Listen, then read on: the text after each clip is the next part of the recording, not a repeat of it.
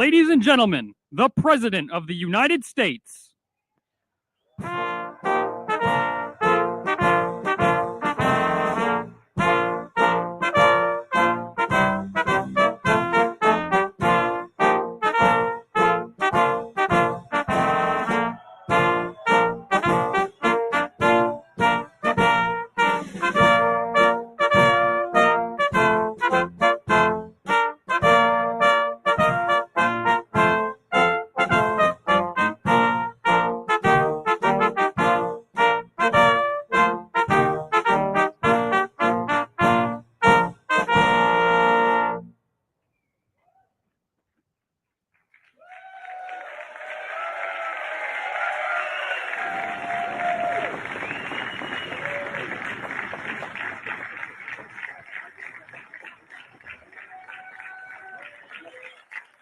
Thank you very much.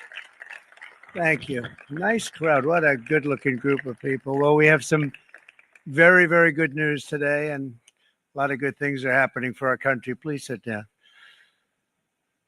My fellow Americans, this is Liberation Day, waiting for a long time. April 2nd, 2025 will forever be remembered as the day American industry was reborn, the day America's destiny was reclaimed, and the day that we began to make America wealthy again. We're going to make it wealthy, good and wealthy. For decades, our country has been looted, pillaged, raped, and plundered by nations near and far, both friend and foe alike.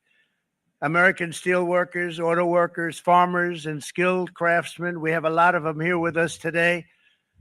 They really suffered gravely. They watched in anguish as foreign leaders have stolen our jobs, foreign cheaters have ransacked our factories, and foreign scavengers have torn apart our once beautiful American dream. We had an American dream that you don't hear so much about. You did 4 years ago, and you are now, but you don't too often, and for many years and decades even, you didn't hear too much about.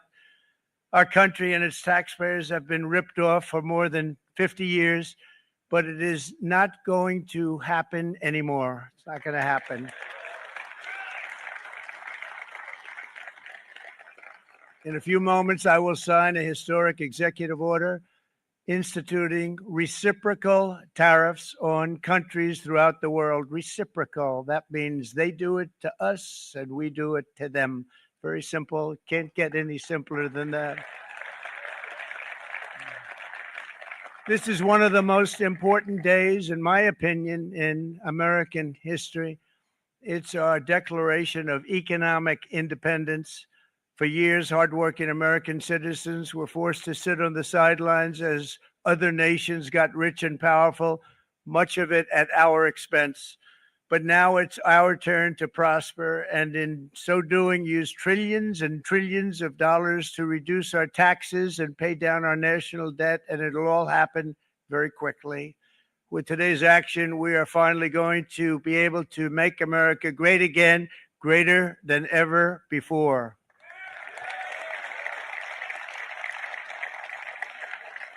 Jobs and factories will come roaring back into our country, and you see it happening already. We will supercharge our domestic industrial base. We will pry open foreign markets and break down foreign trade barriers. And ultimately, more production at home will mean stronger competition and lower prices for consumers. This will be indeed the golden age of America. It's coming back. We're going to come back very strongly. We're pleased to be joined on this momentous occasion by Vice President J.D. Vance. J.D., thank you. Thank you. Thank you very much. Where are you, J.D.? No, that wasn't too hard to find. I was looking, he likes to take a low-key attitude, so it'd usually be sitting right in front. He's gaining a lot of confidence, Mike, isn't he? And nearly my entire cabinet is here, as well as Speaker Mike Johnson, who's done an amazing job. And with the great success we had last night in Florida, we have a majority of 7. And 7's like a lot when we had it at 1, right? You've done a fantastic job. And many of the members of the House and Senate are with us. Senators, Congressmen, thank you all for being with us. We appreciate it. For decades, the United States slashed our trade barriers on other countries, while those nations placed massive tariffs on our products and created outrageous non-monetary barriers to decimate our industries. And in many cases, the non-monetary barriers were worse than the monetary ones. They manipulated their currencies, subsidized their exports, stole our intellectual property, imposed exorbitant VAT taxes to disadvantage our products, adopted unfair rules and technical standards, and created filthy pollution havens. They were absolutely filthy, but they always came to us and they said, we're violating, we should pay for it. It's all detailed in a very big report by the U.S. Trade Representative on Foreign Trade Barriers. and I'll just hold it up for you. It's available, and you don't have to pay too much. As I understand it, you'll pay nothing. It's a lot of work for something, actually, because it's a special book. It's very, frankly, it's very upsetting when you read it, when you see what people have been doing to us for 30 years. This all happened with no response from the United States of America, none whatsoever. But those days are over. Let me offer just a few examples of the vicious attacks our workers have faced for so many years. The United States charges other countries only a 2.4 tariff on motorcycles. Meanwhile, Thailand and others are charging much higher prices, like 60%. India charges 70%. Vietnam charges 75%, and others are even higher than that. Likewise, until today, the United States has for decades charged a 2.5 tariff. Think of that, 2.5% on foreign-made automobiles. The European Union charges us more than 10% tariffs, and they have 20% VATs, much, much higher. India charges 70%, and perhaps worst of all are the non-monetary restrictions imposed by South Korea, Japan, and very many other nations. As a result of these colossal trade barriers, 81% of the cars in South Korea are made in South Korea. 94% of the cars in Japan are made in Japan. Toyota sells 1 million foreign-made automobiles into the United States, and General Motors sells almost none.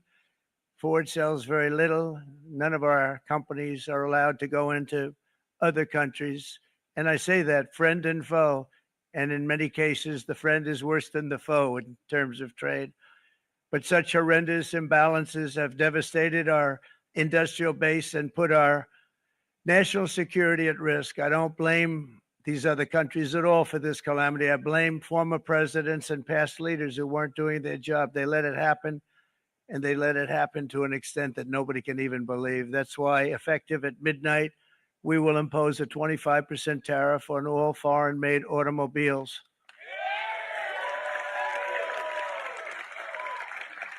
Thank you. Brian, I'd like to have you come up here for a second, okay?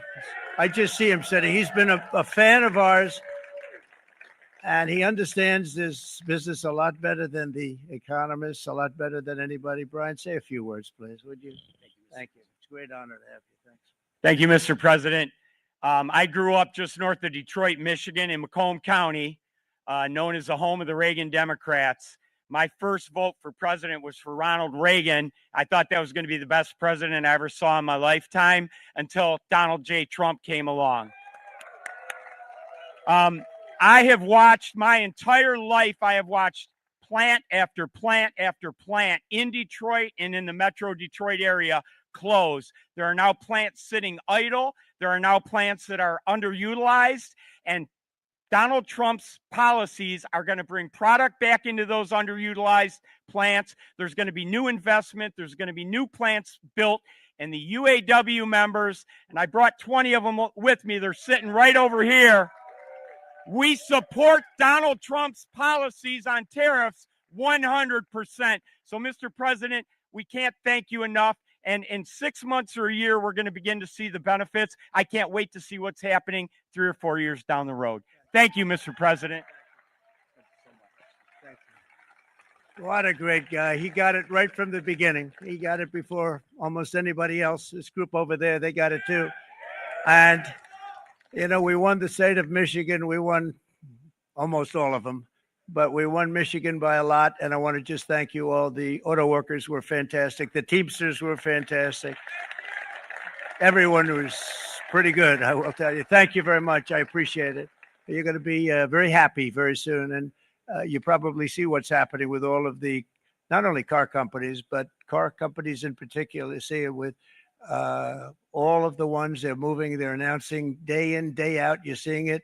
Nobody's ever seen anything like that. With today's actions, we're also standing up for our great farmers and ranchers who are brutalized by nations all over the world. It's brutalized. Canada, by the way, imposes a 250 to 300 tariff on many of our dairy products. They do the first can of milk. They do the first little carton of milk at a very low price, but after that it gets bad, and then it gets up to 275, 300%. So when they're figuring what's Canada charging, they say, oh, about 2%, 3%. But take a look at what happens down the road. When you look a little bit, it's not a pretty picture, and we don't like it, and it's not fair. It's not fair to our farmers. It's not fair to our country. And with countries like Canada, you know, we subsidize a lot of countries and keep them going and keep them in business. In the case of Mexico, it's $300 billion a year. In the case of Canada, it's close to $200 billion a year. And I say, why are we doing this? Why are we doing this? I mean, at what point do we say you got to work for yourselves, and you got to, this is why we have the big deficits. This is why we have that amount of debt that's been placed on our heads over the last number of years. And we're really not taking it anymore.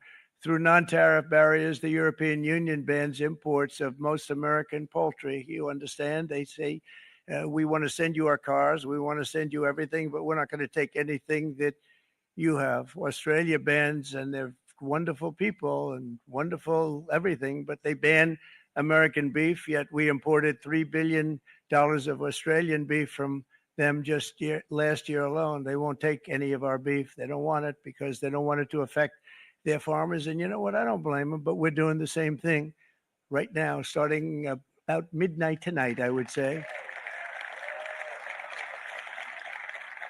And China charges American rice farmers an overquota, it's called, a tariff rate of 65%. South Korea charges 50. Actually, they charge different, from 50% to 513%. And Japan, our friend, charges us 700%. But that's because they don't want us selling rice, another thing. Who can blame them, Madam Secretary? Agriculture, great job you did on eggs, by the way. The egg prices came down 50%. You got them down 50% once we got involved. They were going through the sky. The egg prices, they were going through the sky, and you did a fantastic job. Now we have lots of eggs, and they're much cheaper, down about 59% now, and they're going down further. We charge 2.8% for so many things that other countries are charging 200%, 300%, and 400% for. If imposing tariffs and protective barriers made nations poor, then every country on earth would be racing to eliminate these policies, and China would be the first on line. They run a very strong country, but they're not first in line, and the American people are paying a very big price. From 1789 to 1913, we were a tariff-backed nation, and the United States was proportionately the wealthiest it has ever been. So wealthy, in fact, that in the 1880s, they established a commission to decide what they were going to do with the vast sums of money they were collecting. We were collecting so much money so fast, we didn't know what to do with it. Isn't that a nice problem to have? What do you think, Marco? Good problem? Marco would love that problem. But we don't have that problem anymore, but we're not going to have it very much longer, I will tell you. But they collected so much money, they actually formed a commission to determine what they were going to do with the money, who they were going to give it to, and how much. Then in 1913, for reasons unknown to mankind, they established the income tax so that citizens, rather than foreign countries, would start paying the money necessary to run our government. Then in 1929, it all came to a very abrupt end with the Great Depression, and it would have never happened if they had stayed with the tariff policy. It would have been a much different story. They tried to bring back tariffs to save our country, but it was gone. It was gone. It was too late. Nothing could have been done. It took years and years to get out of that depression, far longer than even FDR had that office right over there for a long period of time. The ramp system, that's rather intricate, was built because of him. And every time you walk up, you think of him, and he did a great job in many ways, but it lasted long beyond his terms, as you know. But it's not too late any longer, and we're going to start being smart, and we're going to start being very wealthy again. We're going to be wealthy as a country because they've taken so much of our wealth away from us. We're not going to let that happen. We truly can be very wealthy. We can be so much wealthier than any country. It's not even believable, but we're getting smart. Nearly a century later, in the face of unrelenting economic warfare, the United States can no longer continue with a policy of unilateral economic surrender. We cannot pay the deficits of Canada, Mexico, and so many other countries. We used to do it. We can't do it anymore. We take care of countries all over the world. We pay for their military. We pay for everything they have to pay. And then when you want to cut back a little bit, they get upset that you're not taking care of them any longer. But we have to take care of our people, and we're going to take care of our people first. And I'm sorry to say that.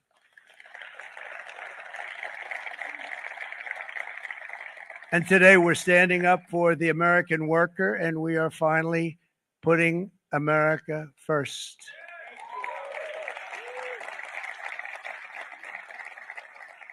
In Sleepy Joe Biden's last year in office, the United States hemorrhaged 100,000 manufacturing jobs, and the number was going through the roof at levels never seen before. And our trade deficit reached a record $1.2 trillion, which is unheard of. Since the beginning of NAFTA, the worst trade deal ever made. It was a horror show. I was able to terminate it. They all said you'd never be able to get it out. We had to get approval from Congress to get it terminated. We had to live with that deal. It was the worst trade deal ever made by far. But since the very beginning of NAFTA, our country lost 90,000 factories. Think of what that is, 90,000. Think about putting a map up and putting text on it. You wouldn't have enough room. 90,000. I said, is that possible? We had it checked 4 different times, and it was actually somewhat higher than that. And 5 million manufacturing jobs were lost while racking up trade deficits of $19 trillion. That was the worst trade deal ever made. As a result of these gigantic losses, foreign nations now own $26 trillion more of American assets than think of this, than the Americans own of their own foreign assets or other foreign assets. The United States can no longer produce enough antibiotics to treat our sick. We have a tremendous problem. We have to go to foreign countries to treat our sick. If anything ever happened from a war standpoint, we wouldn't be able to do it. We import virtually all of our computers, phones, televisions, and electronics. We used to dominate the field, and now we import it all from different countries. A single shipyard in China now produces more ships every year than all of the American shipyards combined. Think of that. And it was a business that we used to dominate. We used to dominate it totally.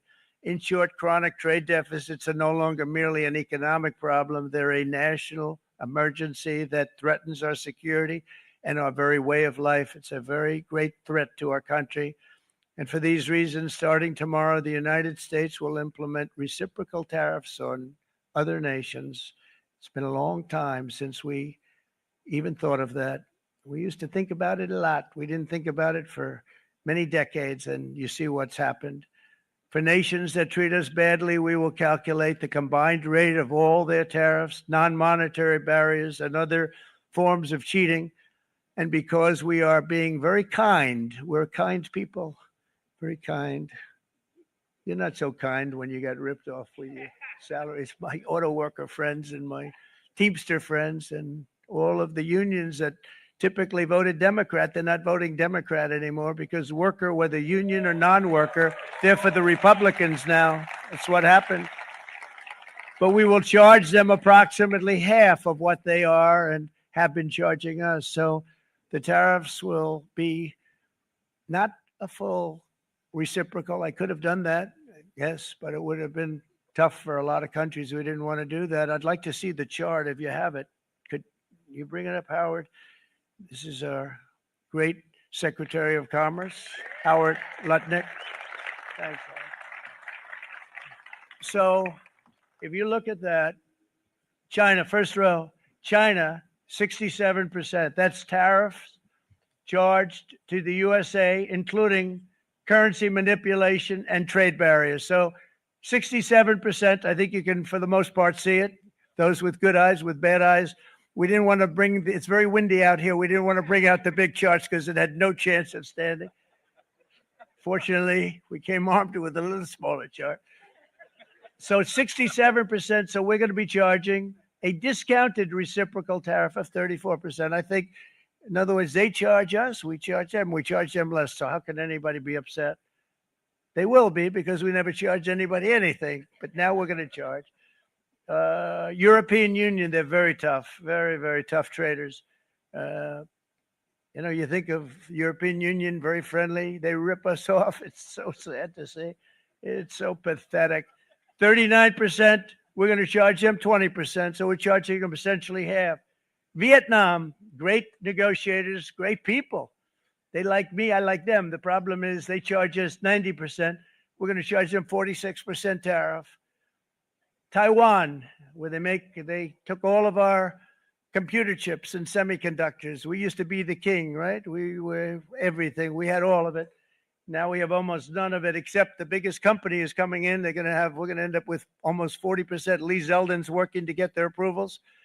And it's an amazing company. Mr. Wei, of one of the great companies of the world, actually. They're coming in from Taiwan, and they're going to build one of the biggest plants in the world, maybe the biggest for that. But 64%, we're going to charge them 32%. Japan, very, very tough, great people. And again, I don't blame the people for doing it. I think they're very smart in doing it. I blame the people that sat right in that Oval Office, right over there, right behind the Resolute desk or whichever desk they chose. Japan, 46%. They would charge us 46% and much higher for certain items like cars, little items like cars. 46%, we're charging them 24%. India, very, very tough, very, very tough. The prime minister just left.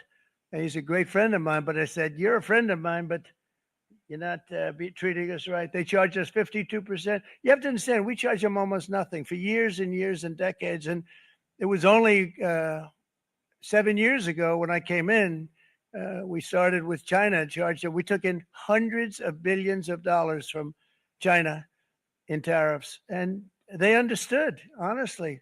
President Xi understood. He said, look, I understand. And the other countries, and they all understand. We're going to have to go through a little tough love, maybe, but they all understand. They're ripping us off, and they understood it. Prime Minister of Japan, Shinzo Abe. He was a fantastic man. He was unfortunately taken from us, assassination. But I went to him and I said, Shinzo, we have to do something. Trade is not fair. He said, I know that. I know that. And he was a great gentleman. He was a fantastic man, but he understood immediately what I was talking about. I said, Shinzo, we have to do something. He said, I know that. And we worked out a deal, and it would have been a much better deal. But frankly, there were many years left on the deal that was made previous to my getting there. But it was something. If you look at Switzerland, 61% to 31%, Indonesia, Malaysia, Cambodia. Oh, look at Cambodia, 97%. We're going to bring it down to 49. They made a fortune with the United States of America. United Kingdom, 10%, and we'll go 10%. So we'll do the same thing. South Africa, 60%, 30%, and they've got some bad things going on in South Africa. We're paying them billions of dollars, and we cut the funding because a lot of bad things are happening in South Africa. The fake news ought to be looking at it. They don't want to report it. Brazil, 10%, 10%. Bangladesh is 74%. So you see what's going on. Pakistan, 58%. Sri Lanka, 88%. So what we're doing is we're taking not the full, we could take the full 88%. Thanks a lot, Art. He's doing a very good job. How's he doing? All right. I think you better take it with you. It's not going to last very long. He's going to put it, it's going to follow you down with the wind. I brought a hat just in case it got too windy, but here, would anybody like a hat? I'm not giving it to a cabinet. I'm giving it to the auto workers. Come here.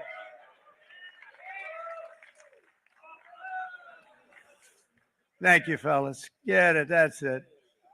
That's it. They deserve it more than our cabinet. Our cabinet has plenty of hats. But you see the numbers. The numbers are so disproportionate. They're so unfair. At the same time, we will establish a minimum baseline tariff of 10%. You notice that on the chart. And that'll be on other countries to help rebuild our economy and to prevent cheating. So we're going to have a minimum of cheating, and we're going to be very severe on the people that at the gate that watch the tariffs and watch the product coming in, because there's been a lot of bad things happening at the gate because the money is so enormous that you're talking about. There's never been probably anything like it in terms of the enormity. And there are a lot of bad things happen at the people that do the check-in, and they're looking at 10-year jail sentences if they do play. We're going to treat them so good, but if they cheat, the repercussions are going to be extremely strong. Foreign nations will finally be asked to pay for the privilege of access to our market, the biggest market in the world. We're right now the biggest market in the world. We had a great country 4 years ago in terms of the economics. We were doubling up on China. We were doing so well. Nobody was going to catch us, but so much of it slipped away over the last 4 years under Biden. I campaigned on this policy throughout last year, and today that promise was made, and it was also a promise, as you know, that was kept. Promises made, promises kept. To any company that objects to our common sense reciprocal tariffs, again, reciprocal, back and forth, back and forth. And I call this kind reciprocal. This is not full reciprocal. This is kind reciprocal. But what we do is we cut it in half. We charge them. My answer is very simple. If they complain, if you want your tariff rate to be zero, then you build your product right here in America, because there is no tariff if you build your plant, your product in America. And we've seen companies coming in like we've never seen before. Likewise to all of the foreign presidents, prime ministers, kings, queens, ambassadors, and everyone else who will soon be calling to ask for exemptions from these tariffs. I say, terminate your own tariffs, drop your barriers, don't manipulate your currencies. They manipulate their currencies like nobody can even believe, which is a bad, bad thing and very devastating to us. And start buying tens of billions of dollars of American goods. Tariffs give our country protection against those that would do us economic harm. And many people were looking to do us economic harm. Maybe not so obviously, but they were doing tremendous economic harm. But even more importantly, they will give us growth. These tariffs are going to give us growth like you haven't seen before. And it'll be something very special to watch. I am so looking forward. And Brian, it's going to happen even faster than you said. You know, you might say, but it's already started. It's already started. Work's already begun on plants all around the country. And you see that as before. These are big, rich companies. We have $61 billion started on a big plant going up. It's going to be announced over the next 2 days, and they already started work. Many of these the biggest companies in the world, they've committed to build, build, build. We're going to build, build, build, sir. And they came here to see me, and they wanted to know if they could have a press conference. I do as many as I can. I'm pretty busy trying to stop Russia and Ukraine and the Middle East. We got to stop that. We got to stop the Houthis, which we're making tremendous. They like shooting ships down and out of the water, sinking ships. They get a kick out of it, but they're not getting such a kick out of it now, are they, Mr. Secretary? They're not getting such a kick out of that now. But here are just a short list of some of the companies that have already announced and committed to investment. And this is a company that built its factories and its plants in China. Apple is going to spend $500 billion. They never spent money like that here. They're going to build their plants here. SoftBank, OpenAI, and Oracle, great companies, are investing $500 billion almost immediately. NVIDIA, a hot company, is investing hundreds of billions of dollars. They just announced. TSMC, the biggest, most important company in the world of chips from Taiwan, with no investment from us, is investing $200 billion. And they said the reason was, number one, the election of November 5th, and number two, the tariffs. They don't want to pay the tariffs, and the way they're not paying it is to build their plant here. So we're going to go from almost no percentage. We used to have 100% of the chip market. Now it's all in Taiwan. Almost all of it's in Taiwan, a couple of other countries, but mostly in Taiwan. And think of it, we had 100%. We lost it because of people in that office that didn't do their job. They allowed it to be stolen from us. Johnson & Johnson, great company, $55 billion. Eli Lilly, $27 billion. Meta is investing $500 billion. Wow. DeMac is investing $20 billion. CMA, CGM, $20 billion. And then you have Merck and Clarios, Stellantis, General Motors, GE Aerospace, Honda, Nissan, Hyundai are all putting in billions and billions of dollars, and they're committed 100%. So, and we've never had, and this is after 2.5 months. This is after just a short, this all took place as soon as we came out with what everybody wanted to do. You know, I watched a gentleman today on television. He used to work with Lee Iacocca, a very respected automobile person. And he said, you know, because they're asking people, they try and get as many negative people as they can, but they can't find them too much. It's pretty hard to find in terms of what we're doing, especially when they see all this investment. They said, so tell me, what do you think of what Trump is doing from the automobile standpoint? He said, I can't believe it. Somebody is finally, he's an older guy, real pro, really top guy with Lee Iacocca. He said, I never thought I'd see the day when this would happen, where somebody had the courage to go and do what has to be done. This is transforming our nation. Our entire nation is going to be transformed, not only with the cars, but on every single other item that's built. We're going to become an industrial powerhouse. And he said that so beautifully today. In fact, I'm going to find out, I'm going to get a tape. And Bruce, I'm going to get that tape and I'm going to send it to you out in Long Island, and you're going to play it for the people and all your union workers and your non-union workers out there. You got a pretty even split. But we have, so far, it looks like we're going to have about $6 trillion of investments. And you wouldn't do that in years in this country over the last number of years. $6 trillion, and that's going to be much higher by the end of the year. And think of what $6 trillion is. You wouldn't have even a small percentage of that under this other system. We're going to be an entirely different country, and it's going to be fantastic for the workers. It's going to be fantastic for everyone. There will never have been a transformation of a country like the transformation that's already happening in the United States of America. It's an incredible thing to watch, and it's incredible to meet with the top people that you read about, very wealthy people, or people that are great managers and executives and presidents of big public companies, and to watch the enthusiasm they have now that they didn't have. They gave up on our country. They went to foreign countries and they built. Companies are pouring into our country at levels never seen before, with jobs and money to follow, and it's really beautiful. In the coming days, there will be complaints from the globalists and the outsourcers and special interests and the fake news. Always, fake news will always complain.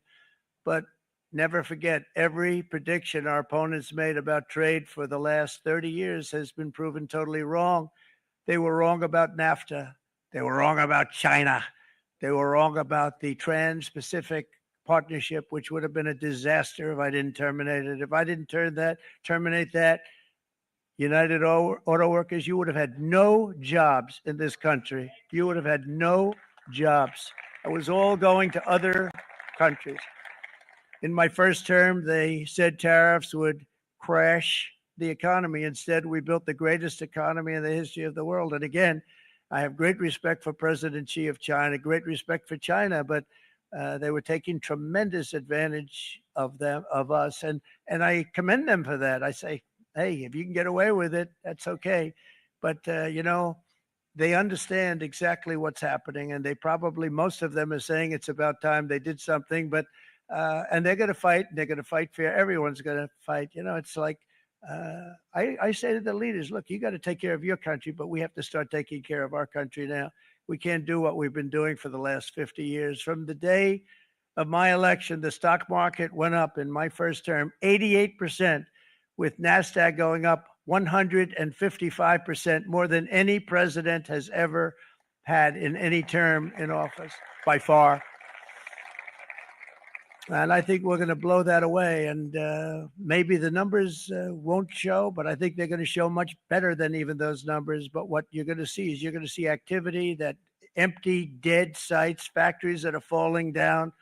Those factories will be knocked down, and they're going to have brand new factories built in their place. They're not only talking about renovating, they're talking about brand new, the best anywhere in the world, the biggest anywhere in the world. I have a friend who builds car plants, and I said, I want to see the biggest and the best. He said, well, we have to go to Mexico. I said, no, I want to see it in the United States. He said, we're not building them in there. This is a year and a half ago during the campaign. He said, we're not building it. You'd have to go to Mexico.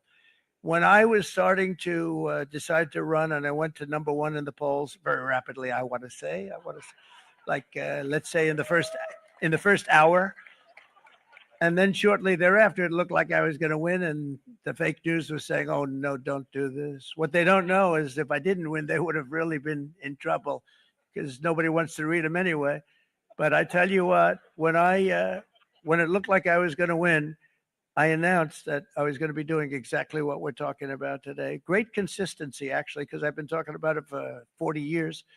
But because I saw what was happening 40 years ago. If you look at my old speeches when I was young, very handsome, my old speeches, and that people would say, I'd be on a television show, I'd be talking about how we were being ripped off by these countries. I mean, nothing changes very much. The only thing that changed were the countries, but nothing really changes. But it's why it's such an honor. It's such an honor to be finally able to do this. If you look at China, I took in hundreds of billions of dollars in my term, hundreds of billions. They never paid 10 cents to any other president, and yet they paid hundreds of billions, so much so that Biden couldn't do anything. They wanted to try and terminate it because he had a very special relationship with China. You know what the relationship was? He had a special relationship. But the numbers were so big, that they couldn't do it. So they did ease it up. They did things that they shouldn't have done. They made it a lot more comfortable for them, but they couldn't do it because the numbers were hundreds of billions of dollars, and I did that. And we were on our way to doing something like incredible. And then we had a very bad election happen, a very bad election. A lot of bad things happened. So when I said we got to do it again, I said we have to make it too big to rig. And we made it too big to rig, and we won in records. And it was a monumental win. And it was such an honor to see so many of you, like Brian and your friends, here with us to celebrate, and to more importantly, celebrate what we're doing, because that wouldn't be a full celebration if we didn't do this. Because this will be an entirely different country in a short period of time. It'll be something the whole world will be talking about it. The critics made the very tired predictions earlier this year, but in February, core inflation dropped to the lowest rate in 4 years. And the price of eggs, as you know, just in a month and a half, we were there for 4 weeks. And the first week I got blamed for eggs. I said, I just got here. They said eggs have gone up at like 250% and you can't get eggs. And they were going crazy. And I said, I just got here. And then we got to work on eggs, and we got to work on everything. And our great Secretary of Agriculture, you did a fantastic job. Brooke Rollins, she did a fantastic job. And as I said before, the price of eggs dropped now 59%, and they're going down more, and the availability is fantastic. They were saying that for Easter, please don't use eggs. Could you use plastic eggs? I said, we don't want to do that. We want to, and you really came through. It's an amazing job. Thank you very much, Brooke. You did great. But likewise, an old-fashioned term that we use, groceries. I used it in the campaign. It's such an old-fashioned term, but a beautiful term, groceries. It sort of says a bag with different things in it. Groceries went through the roof, and I campaigned on that. I talked about the word groceries for a lot, and energy costs now are down. Groceries are down. Gasoline is way under $3, and people are beginning to be able to buy things and live again. We brought prices way down. We created 10,000 already in a few weeks, new manufacturing jobs, and it was that took place in 1 month, numbers that they haven't seen in a long time. We had virtually no inflation under my term. We had virtually no inflation for 4 years, but after transitioning over to Sleepy Joe, it went from almost non-existent to the highest in the history of our country. They're the highest inflation in the history of our country, brought up by energy and bad spending and bad policy, and a lot of bad things happened. How about allowing millions and millions and millions of people to pour into our country with open borders, where it's so sad to see even now And I see our great secretary of you have done. Stand up, please, Christy. Stand up. Christy Nome and Tom Holman. These people are doing a great job, but gotten them out in records. We have problems with judges that don't want them to go out. They want Tren de Aragua, and they want MS-13, the most vicious gangs ever. Nobody's ever seen anything like it. Absolute killer gangs. They kill people. They don't even think about it. And we put them out, and we have judges now, radical left judges that want to, they don't want them to go out. They want them to even be brought back. Let's bring them back. You've done a fantastic job, and please thank everybody. Homeland Security, thank everybody. Appreciate it. And we now have a border that's the best border that we've ever had, even better than it was my first term. My first term we did good, but this one we really specialized in. We've done really well. And we had records then. We had the best, safest border 4 years ago. We had the best border there ever was. And now we have, you've actually matched it and done even better. And we're going to get it down the right way. And we want people, by the way, to come into our country, but we want to come in through a legal process. We want them to come in legally. We need more people. We need people to run these plants and to help the auto workers and the Teamsters and the non-union people and everybody else. But we need people and the farmers. And we're going to let people come in, but they want to come in. We want them to come in legally. They have to have the capability of loving our country, not people that hate our country. We don't want them in our country. And now we're going to pass the largest tax cuts in American history. And that's where we're relying on Mike and John Thune. And we will not cut Social Security, Medicare, or Medicaid benefits. And the Democrats will, because if they got in, the entire economy would collapse. This country is heading for a collapse under the people that you saw. They were horrible. I think one of the reasons people like the job, I have my highest approval ratings because I think they're comparing me to the worst administration in the history of our country. So I appreciate that at least. But Speaker of the House, Mike Johnson, and Senate Majority Leader, appreciate it, Mike. John Thune have been fantastic, by the way. But they've been working tirelessly on taking the next step to pass the plan for our one big, beautiful bill. I'd like to name it that if you can. One big, beautiful. I made that statement about 6 months ago, and everybody calls it one big, beautiful bill. And it will be that. It'll have everything, the big tax cuts and every incentive there is. And it'll be fantastic. And by the way, for the cars, we're asking for an interest deduction on a loan. So if you build the car only in America, we do it, Brian. If the car's not built in America, you don't get the interest rate deduction. But if you build the car in America, if you buy a car, if it's built in America, then you get an interest rate deduction, tax deduction. And that's a big thing. That's going to be a big thing. I think that's going to pay for itself very quickly, that deduction. Never happened. We've never had anything like that before. Somebody said, where do you get the idea? Because it's so basic. You would think that would have happened a long time ago. It never did. And I'm very happy it didn't, because now I can say that was my idea. But we're going to get us closer to the debt extension. We have to get the debt extension passed. And I know you're going to be able to do that, Mike. And it's very important that you do that. And all of the other things that the Senate budget plan gives us, along with working, because I know they're working together, John and Mike, and the two bills are going very well together. We need to get our shared priorities done, including certain permanent tax cuts. We want the tax cuts to be permanent, spending cuts, energy and historic investments in defense, border, and so much more. We're covering everything. These will be phenomenal. There'll be no bill like this going to straighten. One bill is going to straighten out our country for many, many years to come. And we said, let's just do it and let's get it done. And some guys will love it and some guys will like it a little bit less because they're not getting what they were exactly looking for, but they're getting a lot. They'll never, if we get this done, it'll be the most incredible bill ever passed in the history of our Congress and Senate and congressmen, the senators and the congressmen, many of whom are here today, will be very proud of themselves. I really believe that it's going to set us on a whole new prosperous path. We're going to cut spending and right size the budget back to where it should be. We're going to do that very strongly. Thank you, Rick. Thank you, John. Thank you. Oh, look at all of our senators over there. Oh, boy. That's a nice group of people. But I won't like them so much if they don't get this bill done. That's a great group. And Congressman, thank you very much. I appreciate it. Tremendous people. The Senate plan is my complete and total support, and the House plan likewise is very similar. They're moving along pretty much at the same clip, and as soon as you're ready, you'll show it to me, and I'm sure it'll have my support, Mike. Every Republican congressman and senator must unify. We have to unify. We can't be separated. We have to get it done. We have to get absolutely everything we can, and we have to take care of the American people. That's the only thing that matters. We have to take care of the American people first. We need to pass this bill immediately, get it done, including debt extension.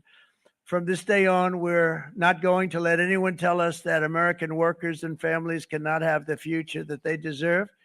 We're going to produce the cars and ships, chips, airplanes, minerals, and medicines that we need right here in America. The pharmaceutical companies are going to become roaring back. They're coming roaring back.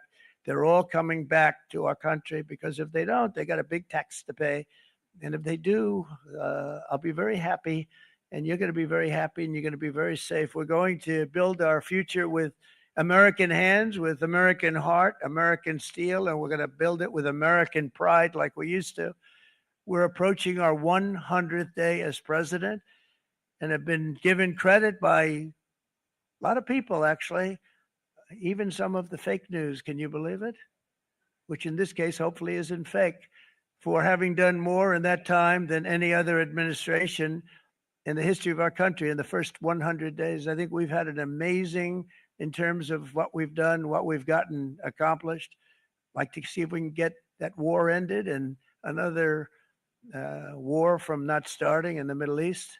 We have to get Russia. They're losing 2,000 on average, 2,500 people a day, young people, soldiers, Russian. Think of that. 2,500 through some days, but on average, probably over about a 1 week period, it's 2,712, they say. They're losing those soldiers. They're dying. They're being decimated. And they're not from our country, but they're from other countries, but they're human beings. They're from Russia. They're from Ukraine in this period, most of them. And we're going to get it stopped. It's a senseless war that would have never happened if I was president, and it shouldn't be allowed to go on. And I think we're being given good cooperation by Russia and by Ukraine, but we have to get it stopped. It's humanity. It's humanity. It's a terrible thing. This will be a very big moment. I think you're going to remember today. It's going to be a free nation that we're dealing with. We're going to have a very free and beautiful nation. It's going to be Liberation Day in America, and it's going to be a day that hopefully you're going to look back in years to come and you're going to say, you know, he was right. This has turned out to be one of the most important days in the history of our country. God bless you and God bless America. Thank you, everybody. Thank you very much. Thank you. Thank you very much.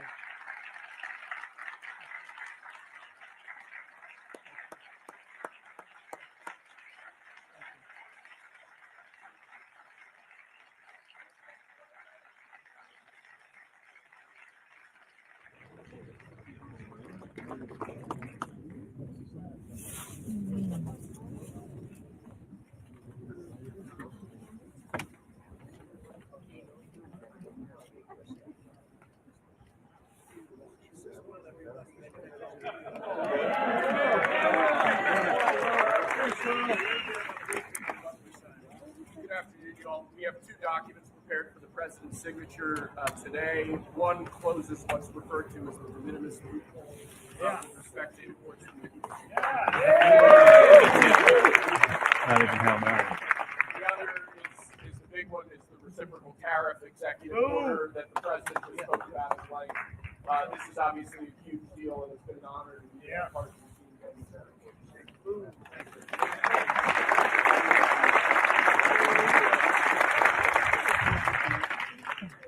This is big stuff.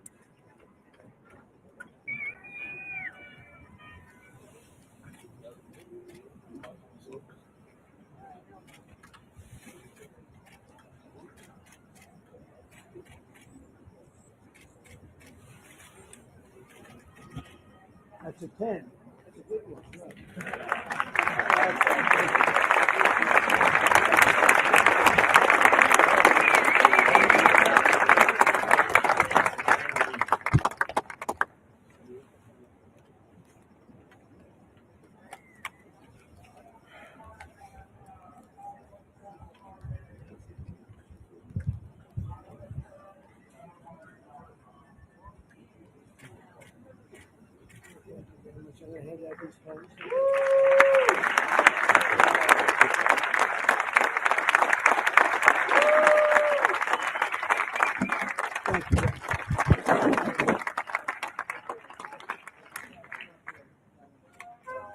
Mr. President, what do you say to American families who are worried they'll pay more?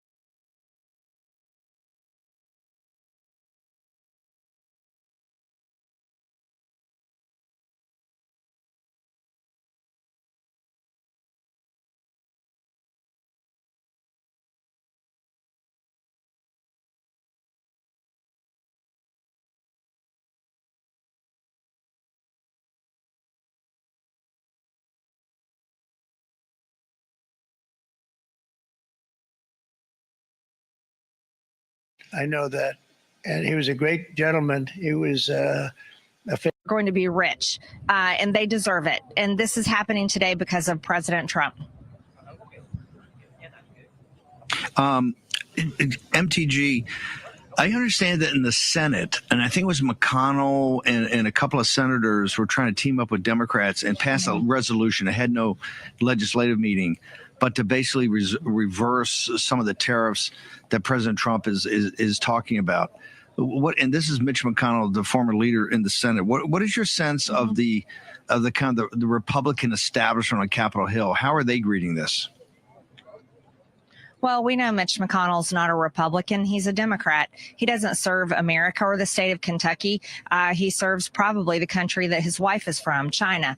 And so would we be surprised by his actions? No, not at all. But you know what? We should condemn them. And Kentucky should speak out and demand that their senator do better and serve their interests and serve the president that they elected and sent to Washington, D.C. But here's what's going to happen in Congress, Steve, is Congress has to get in line. And that means Republicans need to do their job, the job that we were elected and sent here to do, no matter how much they complain and no matter how much money those lobbyists are writing checks for. So I think we have an important job, and President Trump called us out. He called out one big, beautiful bill. That's what he wants it called. He addressed Speaker Johnson, Leader Thune, and addressed those of us from the House and the Senate sitting in the audience. And we have to do our job. And we're working on that. That is something we're working on. But Republicans are going to have to figure it out. We have no choice.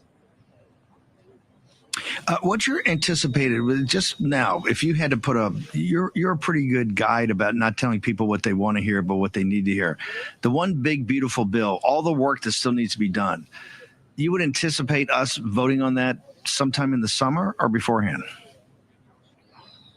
I think it's going to be painfully longer than I want. I never wanted to vote on a CR. I wanted to vote on our budget, our own budget reconciliation, and I wanted to pass President Trump's policies in there, because that's how you stop these federal judges, Steve. These federal judges could never stop any of President Trump's executive orders if Congress makes his executive orders law and makes his policy law. That takes away all the power from these rogue federal judges.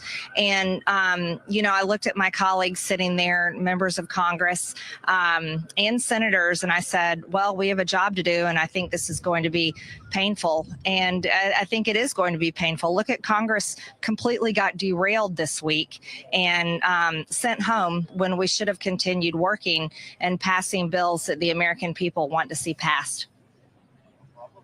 Well, and not just passing bills. What about, do you agree and support of bringing these judges in and have them questioned by either judiciary or oversight, an open hearing that the American people can see their answers of how you basically have a judicial insurrection against President Trump? Yeah, absolutely. The judges owe the American people an answer. And here's something very interesting. They can make their decisions based on the plaintiffs and defendants in their courtroom. But from the bench, they cannot pass policy. And of course, they can't legislate. And judges also, something else they can't do is they can't appropriate money. And with these decisions, and it's a judicial coup, really, is what we're seeing. And the decisions that these judges are making, Steve, is they are basically acting as if they are Congress themselves, and they're acting as if they are the president themselves, and the American people never voted for them. So yeah, I'd like to see them come in before our committees and answer the tough questions. But further than that, Steve, I've co-sponsored every single article of impeachment on these judges. I'm very much for impeachment. After all, I come from the private sector where people get fired if they don't do their job. And I think that the same measure should be taken for judges. Who would be your first, if you had to go to Jim Jordan, who would your recommended first choice to begin the impeachment process on, ma'am? I think definitely Bosberg or Bosberg, however you say his name. Our immigration policies have been broken for years, and there should be no judge that can decide to keep cartel members, dangerous, violent animals that have committed crimes against Americans, that invaded our country illegally. And President Trump, God bless him, Tom Homan, God bless him, Chrissy Nome, God bless her, and all the hard work of all of our ICE agents and Border Patrol agents. They're doing God's work in protecting Americans. We've all known too many Americans that have been murdered by illegal aliens and murdered by fentanyl that has come across our border, which is largely why President Trump is imposing these tariffs, especially with Mexico and Canada, because of fentanyl, and he wants to save American lives. But yeah, any judge that is weaponizing his bench to protect cartel members and illegal aliens should be impeached. MTG, last week we had the House Intelligence Committee, and it was pretty hot. We were cutting back and forth because we were streaming your entire hearing on our other, we have a couple of channels here on our other channel, but we cut back and forth for the fireworks. It's kind of hard to shock the War and Posse audience, but there were some moments in your hearing that was absolutely shocking. Were you prepared for, or what are we going to do about the arrogance, the misrepresentations, and I think the outright lies of some of the senior management of PBS in your subcommittee hearing, ma'am?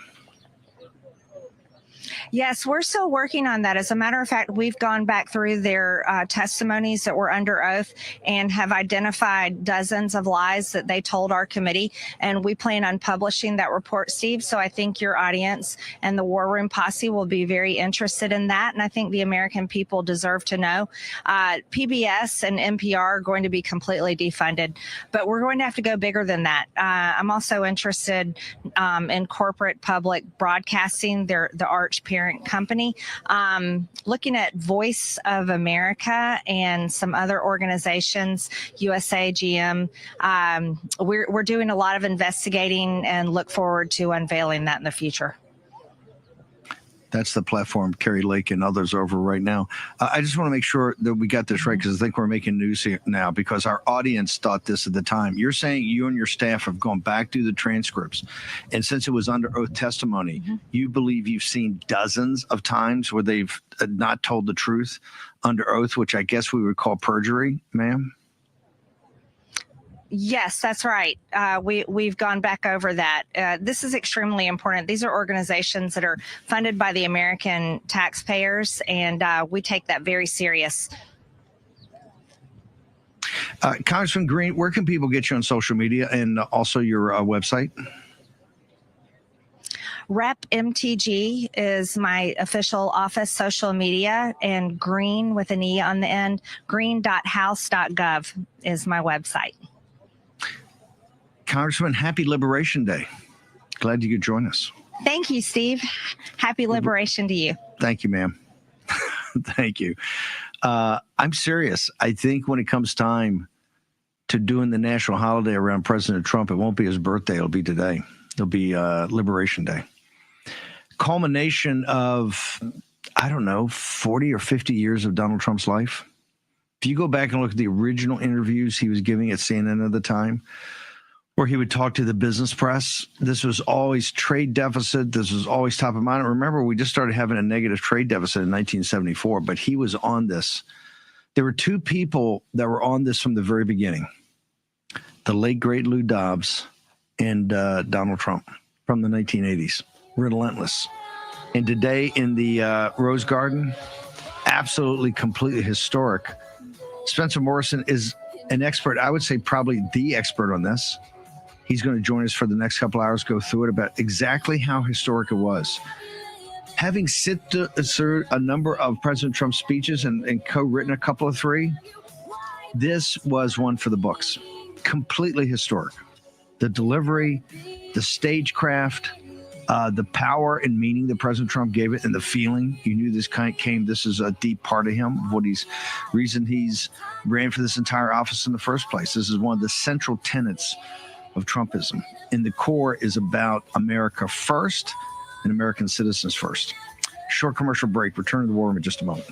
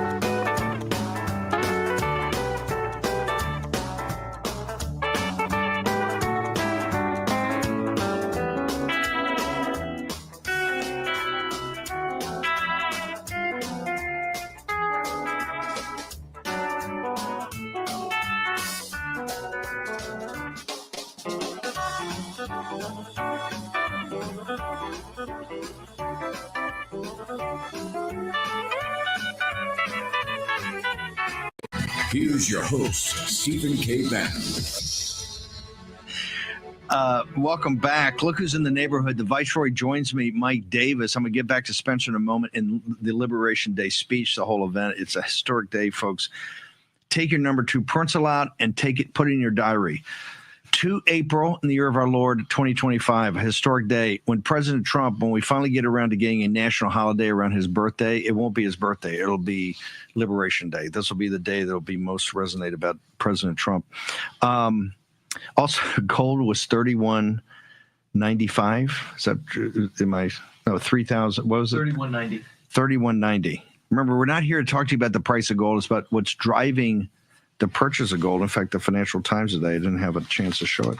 Investors flock to gold as fears mount on the eve of Trump's tariff announcement. You see how they're trying to scare you? I think this might have something to do with it, too. The Chinese Navy is circling Taiwan even as we speak.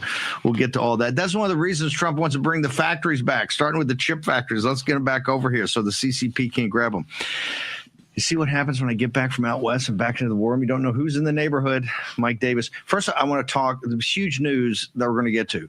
But this event today, and let's talk about what's going on. There is a coming together, or the Atlantic magazine had this article about diffusion of the economic populist right, represented by War Room, the War Room Posse, and the tech bros by Elon Musk.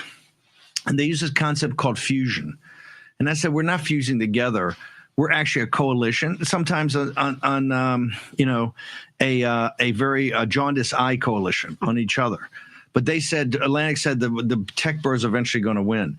I said today at this tech conference that the Viceroy preceded me at in speaking, he's already a rock star in this city, we have a higher likelihood of actually having a fusion with what I call the neo-Brandeisian, these members, a lot of them from the progressive left, like Bobby Kennedy used to be, like Nicole Shanahan used to be, like Tulsi Gabbard like to be, even like Donald Trump in some aspects used to be 30 years ago as a Democrat, that we see this oligarchy in Silicon Valley, but also parts of corporate America and also in Wall Street with Larry Fink and these guys, and it's not healthy. We're anti large centers of private power, corporate power, merging almost with government power.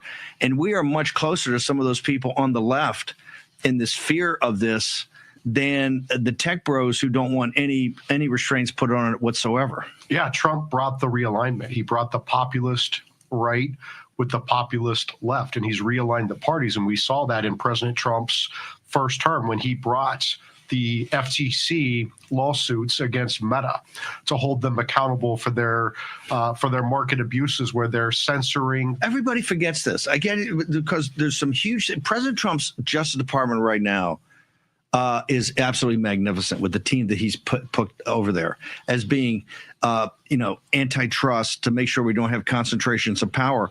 But people forget all the Google suit, the Meta or Facebook suit, they all started with Trump's first term. That's how long it's taken to go through the courts. President Trump, and back then with Don McGahn, these guys, they were more to the libertarian side than we are, but still because of the concentration of power, we brought these suits under President Trump's first term.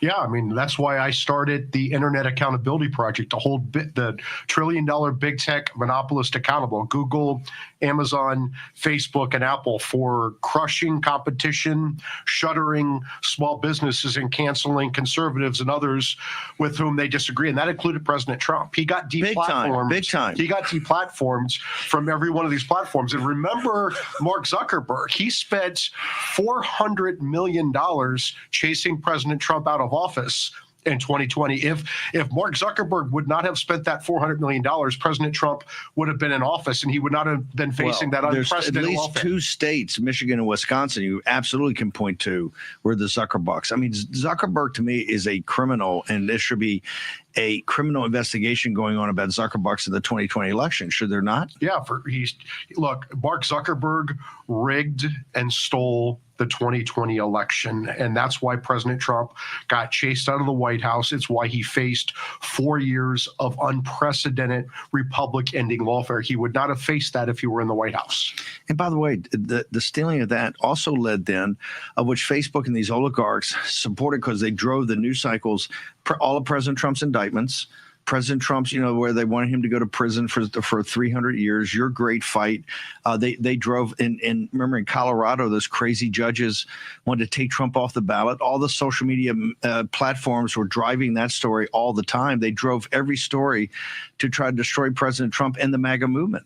Yeah, now they think if they give him $1 million for his inauguration and let him go back on Facebook and these other programs, that all's going to be forgiven. Okay, Davis is for the Viceroy's got, he's got his hand in everything right now, right? This guy is now officially a player. But he contacts me when he leaves and he says, because when I'm speaking on the panel, right, I'm speaking on the panel, and in the middle of the panel, CNN's got a chyron. Mark Zuckerberg enters Oval Office to meet with the president. So why is on Liberation Day, why is Mark Zuckerberg in the Oval Office talking to President Trump? So the Trump 45 Federal Trade Commission filed a lawsuit against Meta, and we are 2 weeks now. And that lawsuit is about specifically what? It's because Meta has too much power. We have Facebook, we have Instagram, we have WhatsApp. They have too much power, and they use their market power to crush competition, to silence conservatives, to shutter small businesses. And so the FTC is getting ready to go to trial in 2 weeks. They have the rats cornered. And so now the rat is going into the Trump Oval Office looking for cheese. Mark Zuckerberg is begging and pleading for President Trump to end this trial. And I'm thinking, why would that happen? President Trump is all about the art of the deal. He's not about the art of the steal. President Trump's going to let Mark Zuckerberg escape antitrust liability. President Trump's going to give Mark Zuckerberg antitrust amnesty after Mark Zuckerberg spent $400 million chasing President Trump out of office in 2020 and exposed President Trump to 4 years of relentless lawfare. Almost got President Trump thrown in prison for the rest of his life, taken off the ballot, bankrupted, almost had his head blown off when Biden assassination attempt. Yeah, too. twice. And so you're going to let Mark Zuckerberg come in with this hoodie? But Zuckerberg did come back a little earlier and kind of apologize for doing some things and had a tee on, and he put Dana White on the board, and he's broed out. He's got that new hairstyle, and he's kung fu fighting. Yeah, I mean, what's your problem, Viceroy? Well, I mean, this is what I would say. If Mark Zuckerberg wants to write a $20 billion check for the fine to the Federal Trade Commission, and they can use that $20 billion to restore conservatives who were censored, silenced, restitution to conservative voices like President Trump's, who got kicked off of Facebook, or conservative businesses that got. Which, by the way, we're still banned. War Room's still banned in perpetuity. Myself personally, War Room is still banned in perpetuity. When I was a kid, I read that book, Art of the Deal. I just can't believe that President Trump would let Mark Zuckerberg go into the Oval Office and take down his pants. Is Zuckerberg, these are civil charges from the FTC. President Trump's first term, people should understand this. And President Trump, you brought these charges, your FTC, and it shook the world at the time. Now it's getting ready to go to trial in 2 weeks. So this was not a random, hey, I'm just in town, can I come by and have a cup of coffee? No, right? Mark Zuckerberg's begging like a dog. begging like a dog. Like a stray dog. This is civil. Is there any possibility that the FTC found out anything that could actually lead to criminal charges just on this, not on Zuckerbucks? Well, that would be in the Department of Justice. But I would say this: we have Andrew Ferguson as the FTC chairman. And tell about Ferguson, superstar, right? He's great. He's been on the War Room. I've had him on the War Room with me when you were in the Clink. He's a great guy. And Andrew Ferguson is ready to go to trial, and he's ready to kick Meta's ass in 2 weeks. And Mark Zuckerberg knows this.